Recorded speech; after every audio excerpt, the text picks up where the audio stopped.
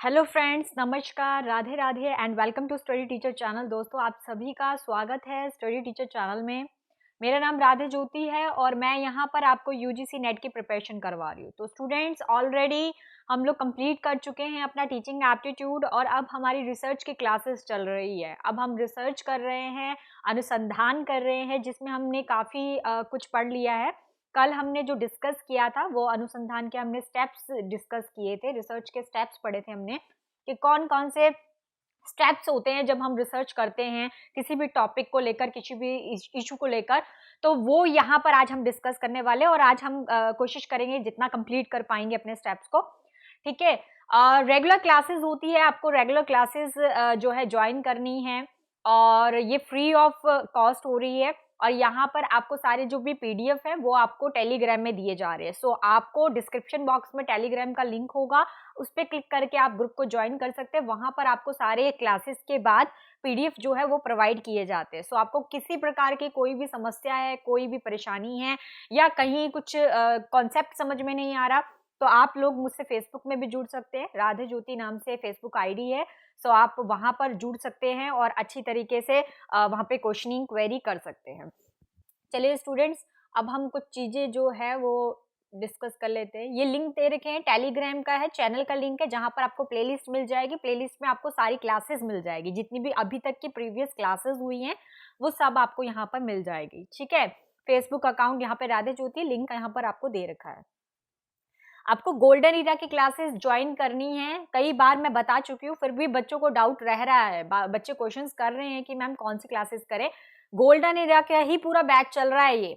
सो ये बैच में मैंने अभी सिर्फ टीचिंग एप्टीट्यूड करवाया है, आपको वो अटेंड करना है एंड देन उसके बाद अभी रिसर्च की क्लासेस चल रही है।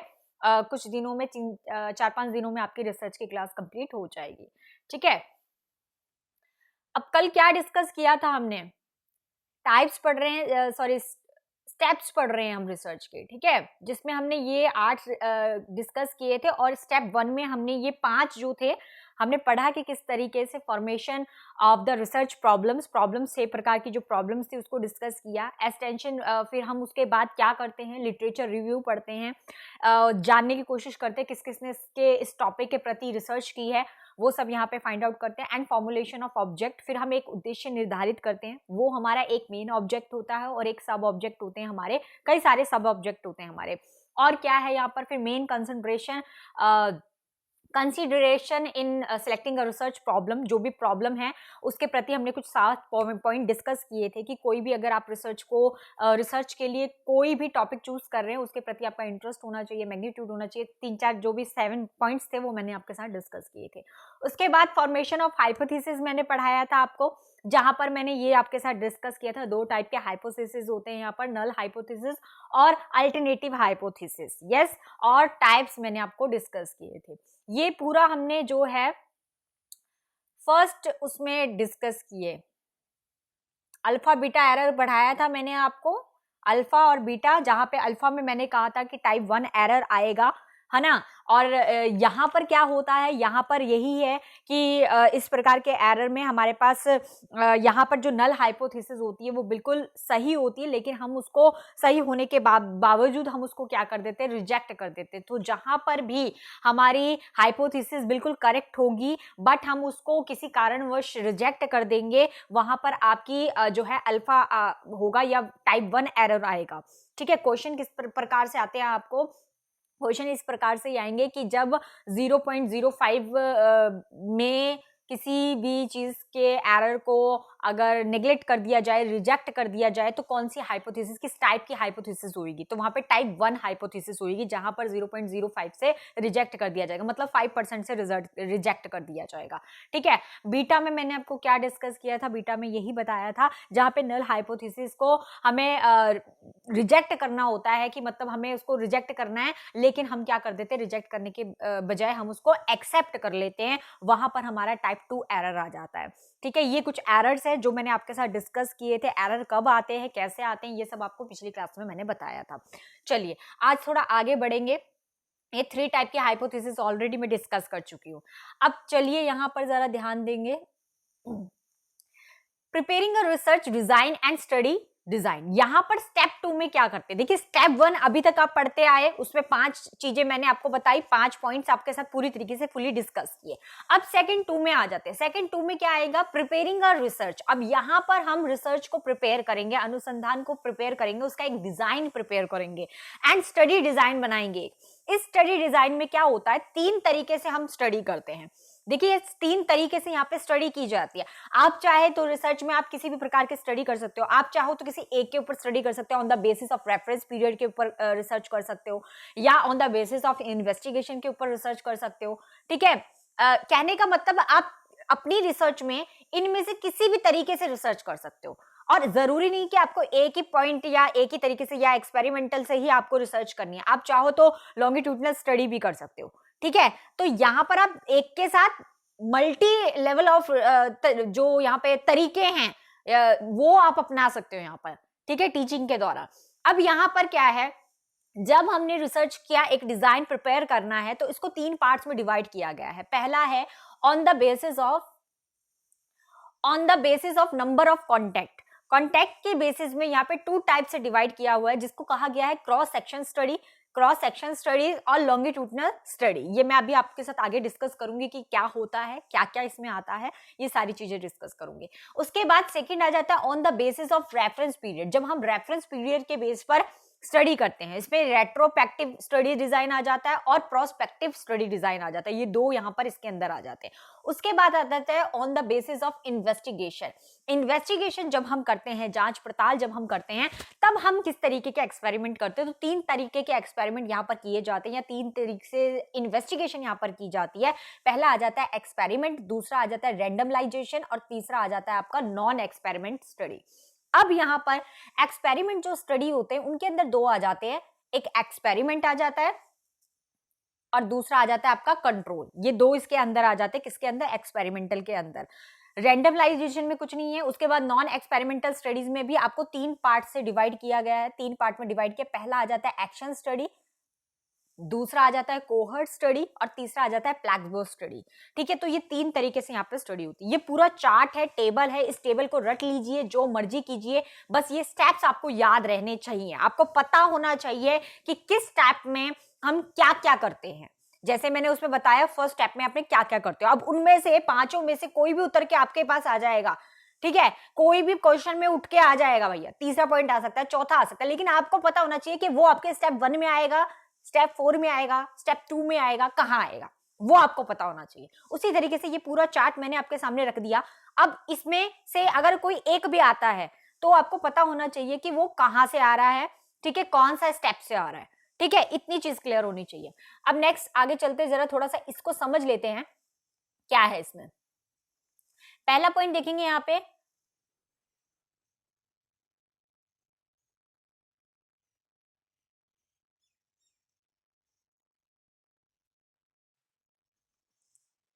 ठीक है, फर्स्ट पॉइंट में आ जाता है क्रॉस सेक्शनल। क्रॉस सेक्शनल क्या होता है, data are collected only once. यहां पर डाटा जो हम कलेक्ट करते हैं ओनली वंस, एक टाइम ही डाटा कलेक्ट करते हैं। आपने डाटा कहीं भी, आप कोई भी इंफॉर्मेशन कलेक्ट कर रहे हो, बाय आप कोई भी अपना टॉपिक ले लीजिए, आप टॉपिक कोविड का ले लीजिए, क्योंकि कोविड ही अभी फिलहाल में हुआ है, हाल ही फिलहाल में। तो यहाँ पे कोविड का टॉपिक ले लीजिए, तो वहां पर आप डाटा कलेक्ट करना चाहते हो। अब यहाँ पर आप डाटा कैसे कलेक्ट करोगे, आप एक ही बारी में डाटा कलेक्ट करोगे। मान लीजिए कि आप हॉस्पिटल गए, किसी हॉस्पिटल में जाकर आपने 2-3 पेशेंट या 5-6 पेशेंट, 10 पेशेंट, कितने भी पेशेंट, आपकी मर्जी है, बट आपने एक बारी में जाकर उनसे इंफॉर्मेशन कलेक्ट कर लिया, आप आ गए। तो आप यहाँ पर डाटा जो कलेक्ट कर रहे हो वो सिर्फ एक ही बार कलेक्ट कर रहे हो। तो सो जहां पे data are collected all once, सिर्फ एक बार डाटा कलेक्ट किया जाए, उसके बाद उसको बार बार इन्वेस्टिगेशन ये सब कुछ ना किया जाए, सिर्फ एक बार डाटा कलेक्ट किया जाए, वहां पर आपका क्रॉस सेक्शनल रिसर्च होता है। ठीक है, ऑन द बेसिस ऑफ, किसके बेसिस पे ये पढ़ाया जा रहा है या किसके बेसिस में करवाया जा रहा है, on the basis of number of contact के बेसिस में क्रॉस सेक्शन पहला आ जाता है आपका। दूसरा आ जाता है लॉन्गिट्यूडनल स्टडी। लॉन्गिट्यूडनल स्टडीज में क्या होता है, data collected several points of time. यहाँ पर जो भी डाटा आप कलेक्ट कर रहे हो वो काफी बार कलेक्ट करते हो। एक बार आप डाटा कलेक्ट करके आ गए, दूसरी बार आपको लगा कि यार नहीं इसमें थोड़ी कमी पेशी है, आप फिर दोबारा उसके बाद डाटा कलेक्ट करने के लिए गए, या कहीं और डाटा कलेक्ट किया, या कोई और इंफॉर्मेशन कलेक्ट की, यहाँ पर आप सेवरल टाइम्स डाटा को कलेक्ट करने की कोशिश करते हो। That is a longitudinal study, इसको कहते हैं लॉन्गिट्यूडनल स्टडी। ये 2 आपके किसके अंदर आ जाते हैं, on the basis of number of contact. Clear हो गया। उसके बाद नेक्स्ट आ जाता है हमारा on the basis of reference period. जो रेफरेंस पीरियड होता है उसके अकॉर्डिंगली जब हम वो करते हैं, जब हम क्या करते हैं, मतलब डिजाइन रेडी करते हैं, रिसर्च करते हैं, अनुसंधान करते हैं, तब हम किस तरीके से स्टडी करते हैं। तब हम दो तरीके से स्टडी करते हैं। एक होता है रेट्रोस्पेक्टिव में क्या होता है, रेट्रोस्पेक्टिव में होता है फिनोमिना और the situation current in the past. जो भी सिचुएशन पहले क्रिएट हुई है, इन पास्ट में क्रिएट हुई है, हम उसको स्टडी कर रहे हैं। मतलब यहां पर आप कोविड टॉपिक ले रखा था, अब कोविड में जो पहले हुआ है, कोविड में कितने केसेस हुए हैं, कोविड में क्या क्या चीजें हुई है, पास्ट में कितनी बार कोविड हुआ है, वो सब चीजों को जब स्टडी करोगे, मतलब जब पास्ट की स्टडी करोगे, चाहे वो 4 महीने पहले की बात हो, चाहे वो 4 साल पहले की बात हो, चाहे वो 20 साल पहले की बात हो, चाहे वो 10 साल पहले की बात हो, पास्ट को स्टडी जब आप करोगे दैट इज रेट्रोस्पेक्टिव स्टडी। यहां पर आप रेट्रोस्पेक्टिव स्टडी कर रहे हो जब आप पास्ट की स्टडी करोगे। ठीक है, कोई भी फिनोमेना, कोई भी डिजास्टर, कोई भी नेचुरल हैपनिंग भी हुई है, उसको आप स्टडी करोगे जब, तो उसको रेट्रोस्पेक्टिव स्टडी कहेंगे। उसके बाद दूसरा आ जाता है प्रोस्पेक्टिव स्टडी। प्रोस्पेक्टिव स्टडी क्या होती है, likely to prevalence of the phenomena in the future. जो चीज आगे होने वाली है, फ्यूचर में होने वाली है, जब आप उन चीजों के बारे में स्टडी करते हो, उसको आप क्या कहते हो, प्रोस्पेक्टिव स्टडी। यहाँ पे आप प्रोस्पेक्टिव स्टडी करते हो जब आप फ्यूचर के बारे में सोचते हो कि फ्यूचर में आप क्या क्या कर सकते हो यहाँ पर। ठीक है, अब आगे नेक्स्ट आ जाता है on the basis of investigation. जब हम इन्वेस्टिगेशन करते हैं, मतलब जब हम अनुसंधान कर रहे हैं, जाहिर सी बात है अनुसंधान में हम इन्वेस्टिगेशन भी करेंगे, जांच पड़ताल भी करेंगे। जब हम जांच पड़ताल करते हैं तब हम एक्सपेरिमेंटल ग्रुप, यहाँ पे एक्सपेरिमेंटल करते हैं, मतलब यहाँ पे एक्सपेरिमेंट किया जाता है। ठीक है, और क्या तीन तरीके से किया जाता है ना, एक्सपेरिमेंटल हो गया, रैंडमलाइजेशन हो गया, रैंडमली हो गया, ठीक है, और नॉन एक्सपेरिमेंटल हो गया, मतलब नॉन एक्सपेरिमेंटल तरीके से हो गया, उसके अंदर ये सब आ जाएगा। तो सबसे पहले एक्सपेरिमेंटल ग्रुप में आप क्या करते हो, मैंने आपको कहा था ना, आप कोविड का टेस्ट कर रहे हो। कोविड के टेस्ट में आप क्या करोगे, आपने मान लीजिए कि यहाँ पर नंबर 1 में एक व्यक्ति को रख दिया, नंबर 2 में आपने दूसरे व्यक्ति को रख दिया, नंबर 3 में आपने तीसरे व्यक्ति को रख दिया। अब यहां पर आप क्या कर रहे हो, दो के ऊपर आप एक्सपेरिमेंट कर रहे हो। दो के ऊपर क्या एक्सपेरिमेंट कर रहे हो, आपने कोई भी कोविड की वैक्सीन बनाई, आपने कोविड की कोई वैक्सीन बनाई और उस वैक्सीन को आपने ट्राई करना है। एक्सपेरिमेंट ही तो कर रहे हो, ट्राई कर रहे हो। ट्राई करने के लिए आपने पहले वाला जो व्यक्ति था उसको ज्यादा डोज दे दिया और जो दूसरा वाला व्यक्ति था उसको थोड़ा सा कम डोज दे दिया। अब यहां पर दोनों के ऊपर एक्सपेरिमेंट हो रहा है। जो तीसरा व्यक्ति है ना, उसके ऊपर एक्सपेरिमेंट नहीं करना भैया, उसमें एक्सपेरिमेंट नहीं करना। उसमें आप क्या कर रहे हो, उसको कुछ भी हार्मलेस पिल दे रहे हो, मतलब उसको सिर्फ और सिर्फ ताकि वो मरे ना, बस जिंदा रहे, और जो है साथ ही साथ मतलब उसको किसी प्रकार की ज्यादा प्रॉब्लम भी ना हो, दिक्कत भी ना हो, उसको किस प्रकार का पिल दे रहे हो आप यहाँ पर। ठीक है, हार्मलेस पिल दे रहे हो। ठीक है, तो यहाँ पर ये वाला जो तीसरा पर्सन है वो आपके कंट्रोल ग्रुप में आ जाएगा। कंट्रोल ग्रुप में क्यों आ जाएगा, क्योंकि उसका जो कंट्रोल है वो आपके हाथ में है। आप चाहो तो उसे पिल अपने तरीके से दे सकते हो, आप चाहो तो उसको अपने तरीके से हैंडल कर सकते हो यहाँ पर। लेकिन जिनके ऊपर आप एक्सपेरिमेंट कर रहे हो वो आपके कंट्रोल ग्रुप में नहीं है। आप किसी को ज्यादा डोज कर रहे हो तो उसको उसका ज्यादा इफेक्ट भी हो सकता है, आप जिसको कम डोज दे रहे हो उससे उसका कम इफेक्ट भी हो सकता है। तो यहाँ पर आपका जो आउटपुट आएगा, जो रिजल्ट आएगा, उस पर डिपेंड करेगा। ठीक है, तो यहाँ पे 3 तरीके की कैटेगरी। तो यहाँ पर जो एक्सपेरिमेंटल ग्रुप होते हैं ना, उसमें एक्सपेरिमेंट जहां पर हमने किया हुआ है वो चीजें हम यहाँ पर लेते हैं। कंट्रोल ग्रुप में कौन सा आता है, जिसके ऊपर हमने एक्सपेरिमेंट नहीं किया, उसको सिर्फ हमने बचाने के लिए कोई हार्मलेस पिल दे दी, इस तरीके से। एक्शन ग्रुप के बारे में ऑलरेडी डिस्कस कर चुके हैं हम, अपना टीचिंग एप्टीट्यूड में बहुत अच्छी तरीके से पढ़ा था। एक्शन रिसर्च क्या होती है, जहां पर इमीडिएट सोल्यूशन आता है। जैसे कि कोविड जब आया था तो एकदम से जितने भी रिसर्चर्स थे या जितने भी साइंटिस्ट थे, उन लोगों को क्या कहा गया, गवर्नमेंट के द्वारा उन लोगों को सिर्फ यही कहा गया कि भाई ये कोविड बहुत तेजी से फैल रहा है, जल्दी से जल्दी इसका कुछ ना कुछ उपाय निकालिए, कुछ ना कुछ डायग्नोस कीजिए, इसका निदानात्मक कीजिए, इसको डायग्नोस कीजिए। तो यहाँ पर उन्होंने क्या किया, जो साइंटिस्ट थे वो वैक्सीन लेकर आ गए। और वैक्सीन क्या था, वैक्सीन एक टाइप उनको सिर्फ और सिर्फ रोकने के लिए था, जो कोविड था उसे वो ज्यादा बढ़ाए ना, एक तरीके से बूस्ट कर दे बॉडी को, एक बूस्टर डोज प्रिपेयर किया। तो इस तरीके से अलग अलग चीजें की। तो इमीडिएट प्रॉब्लम का सोल्यूशन निकालना, the research is initiated to solve on the immediate problem. अचानक से जो भी इमीडिएट प्रॉब्लम आई है उसको फटाफट उसी टाइम सॉल्व करना, that is called action research, उसे हम एक्शन रिसर्च कहते हैं। कोहर्ट स्टडी क्या होती है, कोहॉर्ट स्टडीज में क्या होता है, study is a common characteristics, यहाँ पर आप कॉमन चीजों का ही स्टडी करते हो। कॉमन चीजें जैसे कि मैं अभी आप लोगों को कह दूं कि बच्चों आप में से बताइए कि किन किन ने मास्टर कर रखी है, किन किन्हों ने एमए कर रखी है, कौन पोस्ट ग्रेजुएट है। तो आप में से बहुत सारे लोग बोल जाएंगे मैं हूँ पोस्ट ग्रेजुएट, तो बहुत सारे कॉमन लोग आ जाएंगे जो पोस्ट ग्रेजुएट होंगे, ठीक है। या मैं कहूँ कि आप में से कौन से लोग हैं जो यहाँ पे मैरिड है बट स्टडी कर रहे हैं, ठीक है। तो आप में से बहुत सारे ऐसे होंगे जो मैरिड होंगे बट मैरिड होने के बावजूद भी वो यहाँ पर अपने प्रिपरेशन कर रहे होंगे, किसके लिए, लेक्चरर के लिए, असिस्टेंट प्रोफेसर बनना है ना, उसके लिए यहाँ पे स्टडी कर रहे होंगे, ठीक है। और भी यहाँ पे मैं कॉमन चीज बता सकती हूँ। कॉमन चीज क्या हो सकती है, यहाँ पर मैं बोल सकती हूँ कि कौन से ऐसे लोग हैं जो 1995 से लेके 2000 के बीच में हुए हैं। तो बहुत सारे ऐसे लोग होंगे जो इस टाइम पीरियड के बीच में होंगे। तो ये बहुत सारी कॉमन चीजें हैं। तो जहां पर हम कॉमन स्टडी करते हैं, जहां पे हम काफी लोगों को लेकर स्टडी करते हैं, उसको हम कोहॉर्ट स्टडी कहते हैं। क्लियर हो गया। उसके बाद आ जाता है प्लेक्सबो डिजाइन। प्लेक्सबो डिजाइन में क्या है, आर्मलेस पिल दिया जाता है, ये भी एक प्लेक्सबो है, ठीक है। तो इस तरीके से ये सारी के सारे जो ट्रीटमेंट्स है ये मैंने आपको बता दिए, ठीक है। इस पूरे टेबल को देखिए, क्रॉस में मैंने क्या बताया आप लोगों को, जहां पर हम एक व्यक्ति को लेकर या एक तरीके से एक ही बारी में स्टडी करते हैं, एक बार जाएंगे एक बार जाके डाटा कलेक्ट करके ले आएंगे, that is cross section study. Longitudinal studies में क्या होता है, लॉन्गिट्यूडनल स्टडी में हम कई बार सेवरल टाइम्स हम डाटा को कलेक्ट करने की कोशिश करते हैं, अलग अलग तरीके से, अलग अलग मेथड से, अलग अलग तरीके से। लॉन्गिट्यूडनल स्टडीज वहां पर हो जाता है। रेट्रोस्पेक्टिव स्टडीज में डिजाइन में क्या हो गया था, रेट्रोस्पेक्टिव डिजाइन में हम क्या करते हैं, यहाँ पर हम अलग अलग सिचुएशन जो भी पास्ट में क्रिएट हुए, चाहे 20 साल पहले क्रिएट हुई है, चाहे कुछ महीने पहले क्रिएट हुई है, उनके बारे में यहाँ पर स्टडी करते हैं जो पास्ट में हुआ होता है। और प्रोस्पेक्टिव में हम क्या करते हैं, जो फ्यूचर में हुआ होता है, उन चीजों के 20 साल बाद क्या होगा या 10 साल बाद क्या होगा, उन चीजों को जब हम स्टडी करते हैं, that is prospective study design.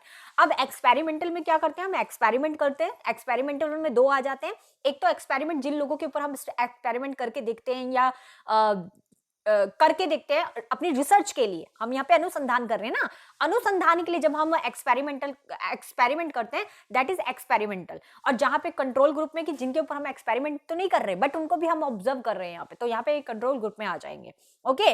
और यहाँ पर फिर होता है रैंडमलाइजेशन। रैंडमलाइजेशन में हम रैंडमली जो है यहाँ पर स्टडी करते हैं। रैंडमली हमने किसी लोगों को उठाया, उनके बारे में उनसे पूछ लिया, इन्वेस्टिगेशन कर रहे हैं ना, जांच पड़ताल कर रहे हैं, तो रैंडमली 5 लोग खड़े, 5 में से किसी एक को उठा लिया, भैया तू ही बता दे, तुझसे पूछ लिया। जैसे होता है ना, टीवी में आप लोग देखते हैं, न्यूज आती है, तो न्यूज आती तो रिपोर्टर्स क्या करते हैं, अभी राम मंदिर बना है ना, राम मंदिर में स्थापना हुई राम जी की, तो यहाँ पर क्या हुआ, रैंडमली लोगों से पूछा जाए, अच्छा आपको कैसा लग रहा है, आपको कैसा लग रहा है कि राम मंदिर बन रहा है, या आपको कैसा लग रहा है। तो रैंडमली सिलेक्ट करना, किसी को भी उठा देना, जांच आपका जाना पहचाना व्यक्ति नहीं है, वो रैंडमली सिलेक्ट कर रहे हो, ठीक है। नॉन एक्सपेरिमेंटल स्टडी में क्या होता है, 3 टाइप की स्टडीज होती है। एक्शन स्टडी, जहां पर आप इमीडिएट सोल्यूशन निकालते हो किसी चीज का, ठीक है। कोहॉर्ट स्टडी, जहां पर आप कॉमनली स्टडी करते हो, काफी लोगों को एक साथ कॉमनली आप स्टडी कर सकते हो, या कॉमन चीज बता करके ऐसे लोग बताए जो बुजुर्ग हैं, तो सिर्फ बुजुर्ग आप इकट्ठा कर लोगे, ठीक है। तो इस तरीके से। और प्लेक्सबो स्टडीज में आप एक कॉमन ही तरीके से करते हो, ठीक है। मतलब यहाँ पर आप हार्मलेस पिल, ताकि मतलब कोई इंसान मरे ना, बट आप उसकी पूरी तरीके से इन्वेस्टिगेशन यहाँ पे ऑब्जर्वेशन करते हो, ठीक है। चलिए, अब ये हो गया आपका सेकंड स्टेप जो कि क्लियर हो चुका है। अब हम थोड़ा आगे चलते हैं थर्ड स्टेप पे, ठीक है। अब थर्ड स्टेप को समझेंगे, आज ज्यादा से ज्यादा कोशिश करेंगे कंप्लीट हो जाए हमारा, ये स्टेप्स कंप्लीट हो जाए, क्योंकि आगे भी करना है हमें, ये रिसर्च कंप्लीट करना है, ताकि हम आगे अब अगले चैप्टर पे आए, अपने अगली यूनिट में आए। देखिए, स्टेप थर्ड में क्या आ जाता है, डेवलपिंग डाटा कलेक्शन। अब देखिए, सिंपल से माइंड को सेट कीजिए। मैंने सबसे पहले आपको क्या कराया, सबसे पहले हम लोगों ने अपने जो भी सिलेक्शन करने की कोशिश की, जो भी था, फॉर्मेशन ऑफ रिसर्च प्रॉब्लम, जो भी प्रॉब्लम थी ना, उसे हमने ढूंढने की कोशिश यहाँ पर की, जिसमें हमने अलग अलग तरीके से यहाँ पर तरीके ढूंढे, सब कुछ किया। फिर हमने एक डिजाइन प्रिपेयर किया, यहाँ पर अब फिर एक डिजाइन हमने प्रिपेयर करके कि इस तरीके का हो सकता है। अब तीसरे नंबर पे स्टेप पे हम क्या करें, देखिए यहाँ पे अभी एक्शन नहीं हुआ, यहाँ पे हम सिर्फ प्लानिंग कर रहे हैं, प्लानिंग चल रही है अभी तक हमारी सारी की सारी। अब यहाँ पर तीसरे स्टेप में डेवलपिंग डाटा कलेक्शन इंस्ट्रूमेंट, यहाँ पर हम डाटा को कलेक्ट करना शुरू कर देंगे रिसर्च के दौरान, अनुसंधान के दौरान। अब सबसे पहली चीज क्या आ जाती है, हम डाटा कलेक्ट कर रहे हैं तो डाटा की बात आएगी। अब यहाँ पे डाटा हम किस किस तरीके से कलेक्ट कर सकते हैं। तो सबसे पहले डाटा जो हम कलेक्ट करते हैं that is a primary data. Secondary data already मैं डिस्कस कर चुकी हूँ आप लोगों के साथ, बट फिर बता देती हूँ।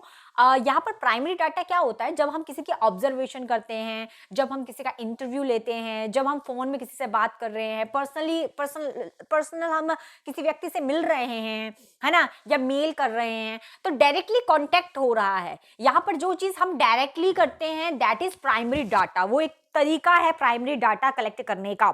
जहां पर हम सेकेंडरी डाटा क्या होता है, जहां पर हम डाटा किसी सोर्स के द्वारा लेते हैं। जैसे मान लीजिए हमने इंटरनेट से कोई चीज ले ली, किसी की इंफॉर्मेशन हमने इंटरनेट से ले ली, बुक से आपने इंफॉर्मेशन ले ली, ठीक है। आप जो है नेटवर्क के थ्रू किसी से जो है नेटवर्क के थ्रू आप सब कुछ कर रहे हैं। यहाँ पे मैगजीन में आपने कोई चीज पढ़ी, न्यूज़पेपर पे आपने पढ़ी, टीवी पर पढ़ी, तो इस तरीके से आप सोर्सेज जब कंप्लीट करते हो या इंफॉर्मेशन को कलेक्ट करते हो तो वो सेकेंडरी डाटा होता है आपका, ठीक है।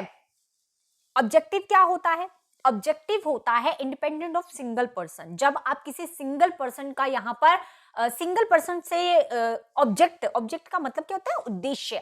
तो यहाँ पर आपका उद्देश्य वो एक व्यक्ति है, आप उस व्यक्ति से ही डाटा कलेक्ट करना चाहते हो, वो एक व्यक्ति आपका उद्देश्य है। तो आपने कोई भी कुछ भी क्राइम हुआ या कुछ हुआ तो आप सीधा डायरेक्ट उस व्यक्ति से ही डाटा कलेक्ट करना चाहते हो, सीधा उस डायरेक्टली उस पर्सन से ही आप पूछना चाहते हो। तो यहाँ पे आप क्या है, इंडिपेंडेंट ऑफ सिंगल पर्सन, एक सिंगल पर्सन से ही डाटा कलेक्ट कर रहे हो, तो वो ऑब्जेक्टिव डाटा कहलाएगा आपका। समझ आया। सब्जेक्टिव डाटा क्या होता है, सब्जेक्टिव होता है individual opinion and different upon researchers. यहाँ पर जो रिसर्चर्स होता है वो सबके डिफरेंट ओपिनियन में अपना ओपिनियन देखता है, सबसे ओपिनियन ले लेगा। तुम क्या सोचते हो, तुम क्या सोचते हो, अरे तुम क्या सोचते हो, रजनी क्या सोचते हैं, विकास क्या सोचते हैं, अनिल क्या सोचते हैं, और भी जितने भी स्टूडेंट्स मेरे, वो सब क्या सोचते हैं, सबकी जो थिंकिंग है यहाँ पर वो सब यहाँ पर मैटर करती है। बट यहाँ पर अपना ओपिनियन भी मैटर करता है, सब्जेक्टिव। यहाँ पर आप खुद को ज्यादा महत्व दोगे तो आपका ओपिनियन क्या है ये यहाँ पर मैटर करता है। उसके बाद आ जाता है क्वालिटेटिव। क्वालिटेटिव में आप गुणात्मक तरीके से चेकआउट करते हो, गुणात्मक तरीके से जहां पर चेक करोगे। मतलब कोविड के दौरान कितने लोग मरे ये मैटर नहीं करता, बट ये मैटर करता है कोविड कैसे हुआ, ठीक है, कोविड से क्या क्या हो रहा है, कोविड में क्या क्या सिम्टम्स है, कोविड में क्या, सिर्फ उसके गुणों को देखना चाहते हो, ठीक है। मतलब उस गुण भी क्या है, अवगुणों को देखना चाहते हो, कैसे हुआ, क्या क्या इसके सिम्टम्स हैं, उन सब चीजों को यहाँ पर स्टडी करना चाहते हो, कॉज एंड इफेक्ट स्टडी करना चाहते हो, वहां पर आपका क्वालिटेटिव रिसर्च कहलाते हैं। Description of the thing and need interpretation, और उसकी व्याख्या करना चाहते हो यहाँ पर, ठीक है। और यहाँ पर क्वांटिटेटिव में क्या होता है, जहां पर आप हर एक तरीके को एक स्टैटिकल एनालिसिस करोगे, स्टैटिकल तरीके से डाटा बनाओगे, सैम्पलिंग करोगे, यहाँ पे प्रॉपर सैम्पलिंग करोगे, मेजरमेंट करोगे, माप के देखोगे भैया 1 kg है, 2 kg है, 4 kg है ना। हर तरीके से यहाँ पर कैलकुलेशन आ जाएगी आपकी, ठीक है। मैथमेटिकल मैं कहूँ स्टडीज होगी तो क्वांटिटेटिव स्टडीज कहलाएगा वो। आई होप इतना डाटा आपका क्लियर हो गया होगा। चलिए अब इसका सेकंड पॉइंट, मतलब अभी हम स्टेप 3 में ही चल रहे हैं, बट इसके सेकंड पॉइंट में आ जाता है हमारा मेथड, जहां पर हम मेथड डिस्कस करेंगे। देखिए मेथड में क्या होता है, मेथड में सबसे पहले आ जाता है ऑब्जर्वेशन। हम क्या करते हैं, चीजों को यहाँ पर ऑब्जर्व करते हैं, ठीक है। छुप ही गया है पूरा, ठीक है। चीजों को यहाँ पर ऑब्जर्वेशन किया जाता है। अब ऑब्जर्वेशन भी हम अलग अलग तरीके से करते हैं। किसी चीज का ऑब्जर्व करना हमने, तो उसको हम अलग अलग तरीके से ऑब्जर्व यहाँ पर करेंगे। सबसे पहले हम उसको स्ट्रक्चर वेड में ऑब्जर्व करेंगे। देखिए स्ट्रक्चर में क्या होता है, formal list of the question to be asked. यहाँ पे हम स्ट्रक्चर तैयार कर रहे हैं कि हमने जिससे भी यहाँ पर जो भी मेथड यूज कर रहे हैं ना, यहाँ पर हम ऑब्जर्वेशन वाला मेथड यूज कर रहे हैं, तो यहाँ पर जिससे भी हम मिलने जा रहे हैं या जिससे भी हमने मिलना है, जिनसे भी मिलना है, उस टॉपिक के रिगार्डिंग हमने उनसे क्वेश्चन पूछने। तो यहाँ पर हम उसके पहले से ही क्वेश्चन रेडी रख रहे हैं कि हमने किससे किस टाइप के क्वेश्चंस पूछने हैं। तो ये एक स्ट्रक्चर रेडी कर रहे हैं यहाँ पर, तो वो स्ट्रक्चर आपका ऑब्जर्वेशन होगी। अनस्ट्रक्चर में क्या होता है, फ्लेक्सिबल टू प्रोब। ये बिल्कुल फ्लेक्सिबल होता है क्योंकि ये अनस्ट्रक्चर होता है, इसमें किसी प्रकार का आपको क्वांटिटी नहीं देखनी। देखिए स्ट्रक्चर में आप क्वांटिटी देखते हो कि आपको 10 लोगों से पूछना है, आपको 12 लोगों से पूछना है और कितने क्वेश्चंस पूछने हैं, 10 क्वेश्चन पूछने, 5 क्वेश्चन पूछने एक पर्सन से, ठीक है। तो इस तरीके से आपका स्ट्रक्चर पूरा एक स्ट्रक्चर वे में होगा। लेकिन अनस्ट्रक्चर में आपका क्वांटिटी क्वालिटी देखी जाती है, गुणात्मक तरीके से चेकआउट किया जाता है। ये बिल्कुल फ्लेक्सिबल होता है, आप जितने मर्जी क्वेश्चन पूछ सकते हो, है ना। और यहाँ पे direct interview according to your answer, तुम आंसर दे रहे हो उस आंसर के अकॉर्डिंगली हम आपसे क्वेश्चन पूछ सकते हैं। आप कुछ और बोल रहे हो, फिर हम उसी से अकॉर्डिंग आपसे क्वेश्चन पूछेंगे। तो यहाँ पर आप जैसे भी कर सकते हो, ये बिल्कुल अनस्ट्रक्चर वे है, ठीक है, पहले से फिक्स नहीं है यहाँ पर। अब यहाँ पे क्या है, पार्टिसिपेंट ऑब्जर्वेशन। यहाँ पर बिल्कुल जो भी पार्टिसिपेट कर रहे हैं उनसे यहाँ पर ऑब्जर्वेशन की जाती है, ठीक है। नॉन पार्टिसिपेशन ऑब्जर्व, जो उन्होंने पार्टिसिपेट नहीं किया उनको भी यहाँ पर ऑब्जर्व किया जाएगा, ठीक है। अब मान लीजिए 5 लोग खड़े, 5 में से हम एक से क्वेश्चन आर कर रहे हैं, तो वो तो हम उससे तो हम क्वेश्चन कर रहे हैं, वो तो पार्टिसिपेंट हो गया यहाँ पर, लेकिन पार्टिसिपेट कर रखा है उसने तो। लेकिन जो बाकी लोग हो गए उनको हम सिर्फ ऑब्जर्व कर रहे हैं, वो कैसा रिएक्शन कर रहे हैं, वो क्या कर रहे हैं, उनके क्या ख्याल आते हैं, थोड़ा समझने की कोशिश कर रहे हैं। तो यहाँ पर नॉन पार्टिसिपेशन भी आ जाते हैं। उसके बाद आता है डिस्ट्रीब्यूट ऑब्जर्वेशन। डिस्ट्रीब्यूट ऑब्जर्वेशन में क्या होता है, पार्टिसिपेशन आर नॉट अवेयर। यहाँ पर पार्टिसिपेशन जो होते हैं, मतलब जिनसे हम क्वेश्चन करने जा रहे हैं, जिनसे हम ऑब्जर्वेशन करने के लिए, जिनसे हम इंटरव्यू ले रहे हैं, उन लोगों को पता नहीं होता कि हम उनका इंटरव्यू लेने आए हैं। लेकिन यहाँ पर मॉनिटरिंग बिहेवियर, उनके जो बिहेवियर होता है, उनकी हर चीज को यहाँ पर हम क्या करते रहते हैं, ऑब्जर्व करते हैं। स्कूल टाइम में होता था ना, स्कूल टाइम में कभी इंस्पेक्शन होती थी, तो इंस्पेक्शन में क्या होता था कि बड़े बड़े टीचर्स आते थे या किसी दूसरे स्कूल से टीचर्स आते थे, वो क्या करते थे, पीछे बैठ जाते थे। टीचर पढ़ाती रहती थी, बच्चे पढ़ते रहते थे और पीछे बैठ के टीचर ऑब्जर्व करता था, यहाँ पर ऑब्जर्व करता था। लेकिन कई कई बार क्या होता था, क्लास में पता होता था कि भाई हमें ऑब्जर्व करने के लिए आएंगे, लेकिन कभी कभी क्लास वालों को पता नहीं होता था कि हमें कोई टीचर ऑब्जर्व करने आएगी या नहीं आएगी या कुछ भी इस तरीके। तो यहाँ पर पार्टिसिपेशन आर नॉट अवेयर। जो भी पार्टिसिपेशन वाले हैं उनको बिल्कुल भी वो अवेयर नहीं है, उन्हें नहीं पता कि उनको यहाँ पर कोई ऑब्जर्व करने आ रहा है, ठीक है। और वो आता है, देखता है, देखकर चला जाता है, मतलब उसने सिर्फ ऑब्जर्व करना था, ऑब्जर्व करके वो चला जाएगा, बच्चों को पता भी नहीं चलेगा। लेकिन अनडिस्ट्रीब्यूट ऑब्जर्वेशन में क्या होता है कि यहाँ पर बच्चों को पता होता है कि उनको ऑब्जर्व करने के लिए यहाँ पर कोई ना कोई आने वाला है और वो उनसे इस तरीके के क्वेश्चन पूछने वाले हैं, तो वो प्रिपेयर रहते हैं, ठीक है। एक तरफ प्रिपरेशन नहीं होती, दूसरी तरफ प्रिपरेशन होती है। तो ये चीज, ये मेथड, ये ऑब्जर्वेशन में आ जाएगा। उसके बाद आता है सर्वे मेथड। सर्वे मेथड में क्या होता है दोस्तों, सर्वे मेथड में भी हमारे 2 तरीके होते हैं। एक तो स्ट्रक्चर तरीका होता है, एक तो स्ट्रक्चर तरीके से हम सर्वे करते हैं, मतलब पहले से प्लान्ड होगा हमारा सारा काम कि हमें कहाँ कहाँ सर्वे करनी है, किन किन लोगों से पूछना है, क्या क्या क्वेश्चन पूछने हैं, ये सब चीजें एक तरीके से डिस्क्रिप्टिव रिसर्च कहलाएगी, मतलब वर्णनात्मक रिसर्च कहलाएगी, जहां पर हमें हर एक चीज को वर्णन करना है, हर चीज को एक्सप्लेन करना है, सर्वे करना है, उनसे अच्छे तरीके से क्वेश्चनिंग करनी है, सब कुछ करना है। एक स्ट्रक्चर वे है यहाँ पे। अनस्ट्रक्चर में हमारे एक्सप्लोरेटरी रिसर्च होती है। अनस्ट्रक्चर वे में हमें पता नहीं है हमें क्या करना है, लेकिन यहाँ पर हम क्या कर रहे हैं, खोज पड़ताल कर रहे हैं। यहाँ पे हम खोज रहे हैं, छानबीन कर रहे हैं, ढूंढ रहे हैं, खुरेदने की कोशिश कर रहे हैं, भैया कौन है गुनहगार, ठीक है।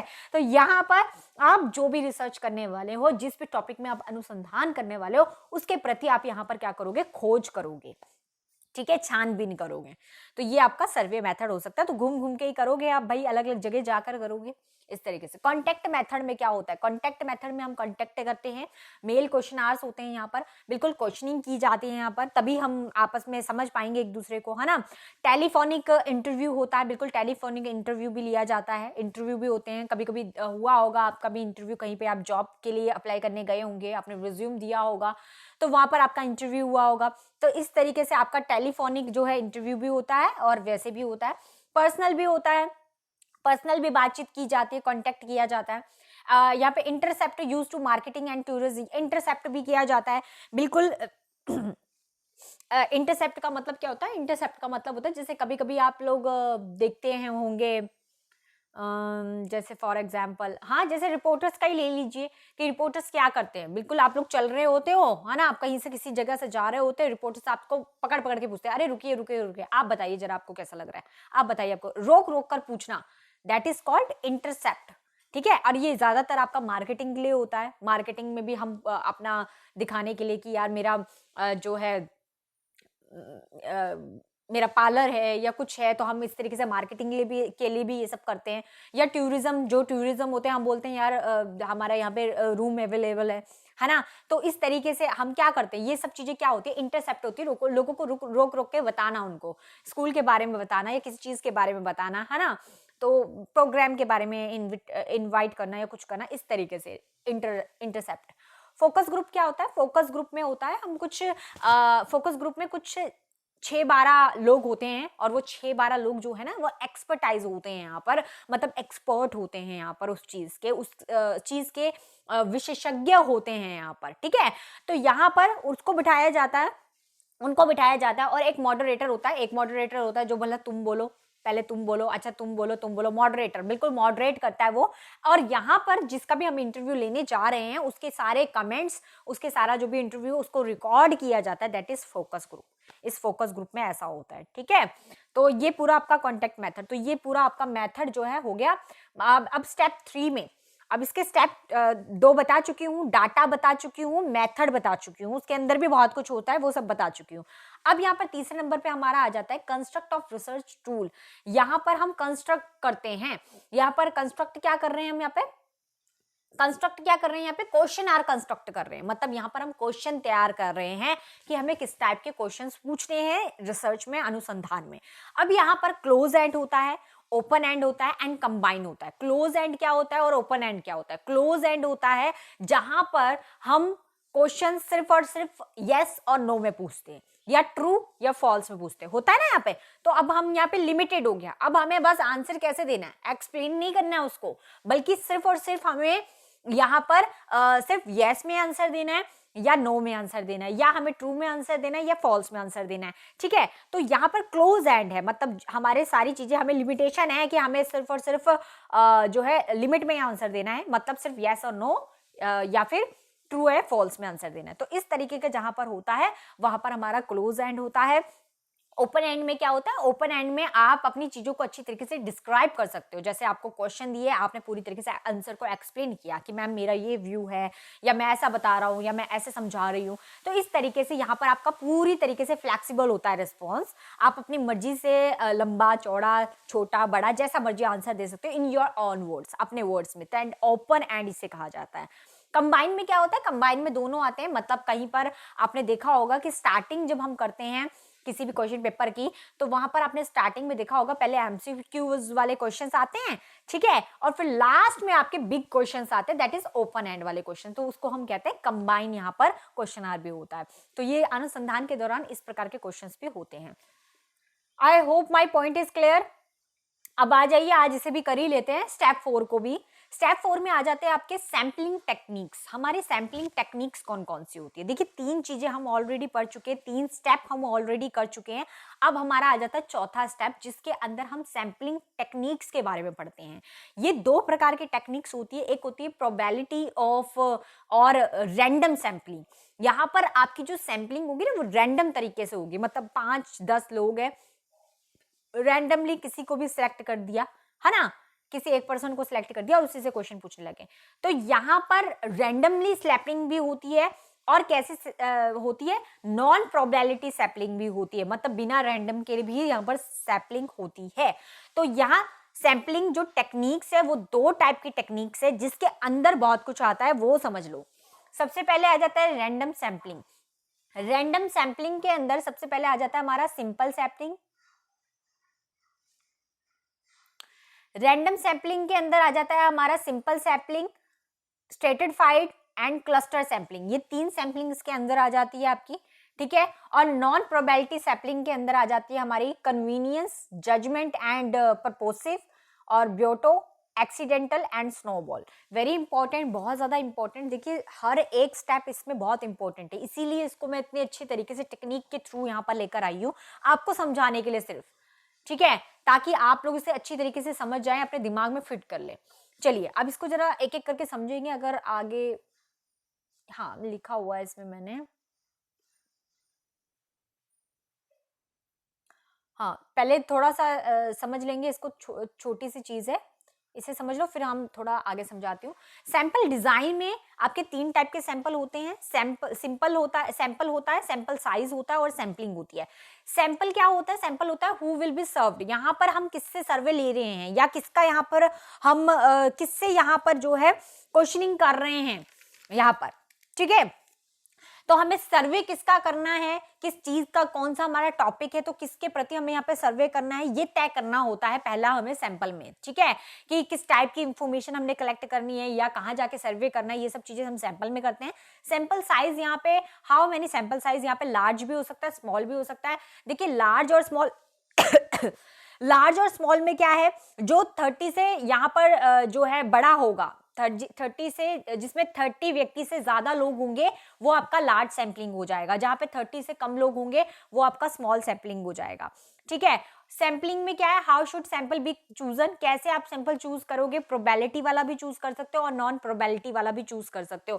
प्रोबेबिलिटी वाले में आप रैंडमली सिलेक्ट करते हो, जो 3 मैंने पीछे आपको बताए, ठीक है, और नॉन प्रोबेबिलिटी में जो 5 आपके साथ डिस्कस किए वो वाले। अभी मैं इसको अच्छी तरीके से डिटेल में आगे बताऊंगी आपको, लेकिन मैं बता रही हूँ ये 3 तरीके आपको पता होने चाहिए।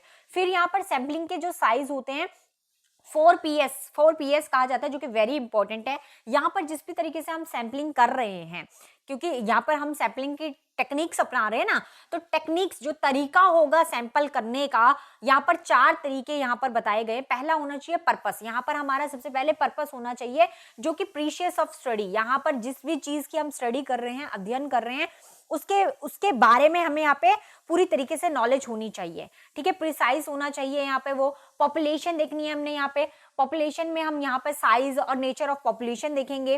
प्रोसीडर में हम यहाँ पर देखेंगे कि हमारे पास जिस भी टॉपिक के ऊपर हम रिसर्च करने जा रहे हैं उसको हमें कितना टाइम देना है, कितना उसमें बजट लगेगा हमारा, या रिसोर्स हमारे पास उस तरीके के अवेलेबल हैं कि नहीं है, ठीक है, ये सारी चीजें हम यहाँ पर देखने वाले हैं। और पब्लिकेशन में हम क्या देखेंगे, पब्लिशिंग में हम देखेंगे इंपॉर्टेंस ऑफ स्टडी, कि जो भी हम अध्ययन कर रहे हैं या जिसके ऊपर भी हम रिसर्च कर रहे हैं वो कितना इंपॉर्टेंट है, उसकी कितनी इंपॉर्टेंस है, आगे उसकी कितनी इंपॉर्टेंट कब तक रहेगी। अब हम किसी ऐसी चीज के बारे में स्टडी करें जिसके आगे जाके कोई इंपॉर्टेंस ही नहीं है, तो उसका स्टडी करने का कोई मतलब नहीं बनता, ठीक है। हमें ऐसी स्टडी करनी है जो आगे इन फ्यूचर भी काम आए, ठीक है, एक न्यू कंट्रीब्यूशन हो, ताकि आगे कोई अगर उसके प्रति रिसर्च करना चाहे तो वो उसको और ज्यादा एनहांस करे, ठीक है। तो यहाँ पे पब्लिशिंग भी देखते हैं। तो पर्पस होना चाहिए रिसर्च का, कि रिसर्च जो है वो जिसके प्रति हम स्टडी कर रहे हैं वो प्रिसिशन ऑफ स्टडी होनी चाहिए। पॉपुलेशन होनी चाहिए, मतलब उसका एक साइज होना, एक दायरा होना चाहिए कि हम कहाँ तक उसकी स्टडी करेंगे, किस हद तक हम उसकी स्टडी करेंगे उस रिसर्च में। अब आप पॉपुलेशन को स्टडी करोगे तो जाहिर सी बात है पहले आपको अपने एरिया की पॉपुलेशन करनी पड़ेगी, अपने स्टेट की, अपने जिला की या अपने एरिया की, फिर अपने स्टेट की करोगे, ठीक है। फिर आप जाके अपने पूरे इस तरीके से स्टेट एक स्टेट लेते आप पूरे इंडिया की करोगे। इंडिया के बाद आप देख लोगे इंटरनेशनल करनी है कि नहीं करनी। तो इस तरीके से आप क्या है, साइज, कि आप किस हद तक उसकी स्टडी करोगे, यहाँ पर साइज डिपेंड करता है। नेचर ऑफ पॉपुलेशन क्या है यहाँ पर डिपेंड करती है। अगर आप देखना चाहते हो कि आपके यहाँ पर इंडिया में जो है पॉपुलेशन किसकी ज्यादा है, ठीक है, हिंदू ज्यादा है, मुस्लिम ज्यादा है, सिख ज्यादा है या ईसाई ज्यादा है, तो आप यहाँ पर हर एक तरीके से डाटा को कलेक्ट करने के लिए एक एरिया डिसाइड करोगे कि आपको कहाँ तक स्टडी करनी है। प्रोसीजर तय करोगे कि आपको हर चीज में कितना टाइम देना है। अगर आपको सर्वे करना है तो आप उसमें कितना टाइम दोगे, अगर आपको इंफॉर्मेशन कलेक्ट करनी है तो आप वहां पर कितना टाइम दोगे, अगर आपको एनालिसिस करना है तो आप उसमें कितना टाइम दोगे। हर चीज का एक टाइम सेटअप करोगे, एक बजट सेटअप करोगे कि जो भी आप अनुसंधान जिसके ऊपर करना चाहते हो, क्या आप उसमें उतना बजट लगा सकते हो। उतना बजट आपके पास है, टॉपिक आपने बहुत बड़ा चूज कर लिया और बजट आपके पास कम है तो वो नहीं चलेगा। मतलब मैनेजमेंट होना चाहिए पूरा, ठीक है, और रिसोर्सेज अवेलेबल होने चाहिए। जिस भी टॉपिक के ऊपर आप अनुसंधान करने वाले हो उसके प्रति आपके पास रिसोर्सेज होने चाहिए। लेबोरेटरी में लेबोरेटरी कह रही हूँ, लाइब्रेरी में बुक्स है उसके अकॉर्डिंगली, मैगजीन अलग अलग जगह, नेट में, गूगल में, यूट्यूब पे अलग अलग जगह उसकी इंफॉर्मेशन है कि नहीं है। तो आपके पास रिसोर्सेज भी अवेलेबल होने चाहिए। पता चले उससे रिगार्डिंग कभी किसी ने रिसर्च ही नहीं किया तो उसके प्रति कोई भी रिसोर्स नहीं है आपके पास, ठीक है। तो इस तरीके से आपको रिसर्च में कुछ चीजें ध्यान देनी है। अब जरा वो स्टेप्स जो हैं वो क्लियर कर लेते हैं। तो यहाँ पर हम पहला जो है हमारा कि जो टेक्निक्स है, हम टेक्निक्स पढ़ रहे हैं ना, सैंपल की टेक्निक्स, उसमें 2 टाइप्स मैंने आपको बताया, जिसमें पहला है प्रोबेबिलिटी एंड रैंडम सैंपल।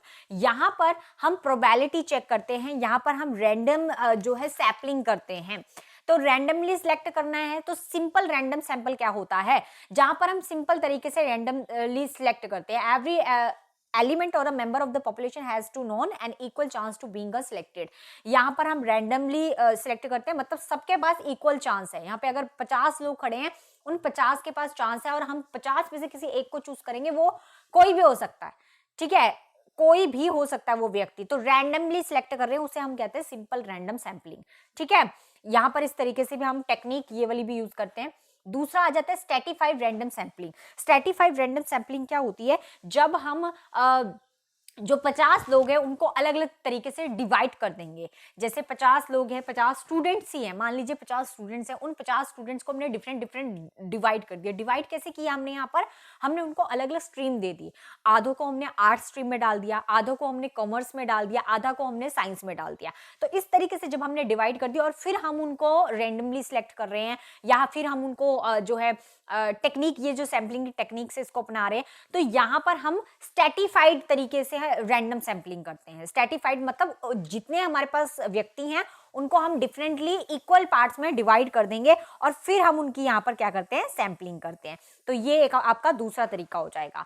तीसरा आ जाता है आपका क्लस्टर सैम्पलिंग। क्लस्टर सैम्पलिंग में बच्चों क्या होता है, क्लस्टर सैम्पलिंग में आप एक साथ ही यहाँ पर जो है सैम्पलिंग करते हो। जैसे आपने पूरा कह दिया क्लस्टर में आप अपने पूरे जिला की सैम्पलिंग करना चाहते हो कि यहाँ पे कितनी पॉपुलेशन है, कितनी जनसंख्या है, आप इसकी करना चाहते हो। तो आप पूरे इस जैसे जनगणना होती है ना, जनगणना होती है ना, तो उस तरीके से आप वहां पर सैम्पलिंग करते हो, ठीक है। लैक्स में सैम्पलिंग करना, करोड़्स में सैम्पलिंग करना, ठीक है, या आपने पर्टिकुलर किसी स्टेट में कितने पॉपुलेशन है उसकी एक साथ क्लस्टर सैम्पलिंग करना, ठीक है। तो जहां पर आप ज्यादा लोगों की सैम्पलिंग करते हो उसको आप क्लस्टर सैम्पलिंग कहलाते हो। 3 सैम्पलिंग बताई, रैंडम सैम्पलिंग जहां पे आप रैंडमली सिलेक्ट करते हो, 50 लोग हैं, 50 में से रैंडमली आप किसी को भी सिलेक्ट कर दोगे।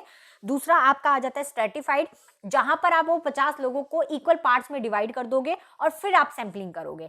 और क्लस्टर सैम्पलिंग क्या होती है, जब आप इकट्ठे एक साथ लोगों को, काफी लोगों को लेकर चलते हो यहाँ पर, ठीक है। तो एग्जाम्पल यहाँ पे क्लस्टर का दे भी रखा है, नेशनल लेवल सर्वे। जब आप नेशनल लेवल सर्वे करते हो तब आप एक साथ ही सबको लेकर चलते हो। At the first few level and a few state में बी सिलेक्टेड, यहाँ पर कुछ ही फिर बाद में सिलेक्ट होते हैं, मतलब सबको लेकर चलोगे लेकिन सब में से आगे आगे करते होते। कभी आपने किया होगा, साइंस स्कूल में गए होंगे, क्योंकि मैं तो गई हुई हूँ, तो साइंस एग्जीबिशन में गए होंगे या सोशल साइंस एग्जीबिशन में गए होंगे। तो क्या होता है, बहुत सारे बच्चों को हम लेकर जाते हैं साइंस एग्जीबिशन में, सोशल एग्जीबिशन में। जब हम वहां जाते हैं तो बड़े सारे अलग अलग स्कूलों से बच्चे आए होते हैं, सब साइंस एग्जीबिशन के लिए आए होते हैं, लेकिन उनमें से लास्ट में सिलेक्ट तो 2-3 ही होते हैं, है ना। कुछ ही लोग, एक ही बंदा लास्ट में सिलेक्ट होता है, ठीक है। बट इतने सारे लोग आए होते हैं तो सबको साथ लेके हम वहां पे सिलेक्टिंग कर रहे होते हैं, सैम्पलिंग कर रहे होते हैं क्लस्टर लेवल पर। बट क्लस्टर के बाद हम वहां पर एक सिंगल पर्सन को ही सिलेक्ट करते हैं लास्ट में, ठीक है। तो इस तरीके से सैम्पलिंग भी की जाती है। तो ये बिल्कुल डिस्ट्रिक्ट ब्लॉक्स में इस तरीके से सैम्पलिंग, विलेजेस में इस तरीके की सैम्पलिंग की जाती है। मल्टी स्टेजेस है क्लस्टर सैम्पलिंग के। आई होप इतनी चीज क्लियर होगी। अब आ जाता है नॉन प्रोबेबिलिटी सैम्पलिंग। तो ये टेक्निक सेकंड है हमारी, ठीक है। तो यहाँ पर नॉन प्रोबेबिलिटी सैम्पलिंग किस तरीके से होती है, सबसे पहले आ जाता है हमारा, मतलब यहाँ पर हम सैम्पलिंग वैसे रैंडमली तरीके से नहीं करते हैं, ठीक है। यहाँ पर हम कन्वीनियंस सैम्पलिंग करते हैं। कन्वीनियंस सैम्पलिंग क्या होता है, कन्वीनियंस सैम्पलिंग क्या होता है, the researchers select the easiest population member from which to obtain information. यहाँ पर बड़ा इजी होता है, यहाँ पर पॉपुलेशन में किसी व्यक्ति को सिलेक्ट करना बड़ा इजी होता है। कन्वीनियंस के हिसाब से, अपनी कन्वीनियंस के हिसाब से मुझे जो सही लगा मैंने वो किया, ठीक है। तो यहाँ पर अपने रिसर्चर जो होता है वो अपने इजीएस्ट पॉपुलेशन में मेंबर्स में से किसी को भी यहाँ पर ले लेगा, जो भी उसको सही लगेगा कि हाँ इससे मुझे अच्छी इंफॉर्मेशन मिल सकती है, अपनी कन्वीनियंस के हिसाब से यहाँ पे उससे सैम्पलिंग करेगा, ठीक है। जजमेंट एंड प्रोपोसिव सैम्पलिंग भी होती है। जजमेंट करना, यहाँ पर जजमेंट की जाती है, चेकआउट किया जाएगा। The researcher uses his or her judgement to select the population member. यहाँ पर सिलेक्ट किया जाएगा पॉपुलेशन मेंबर्स में से जजमेंट के लिए, and who to like to provide accurate information.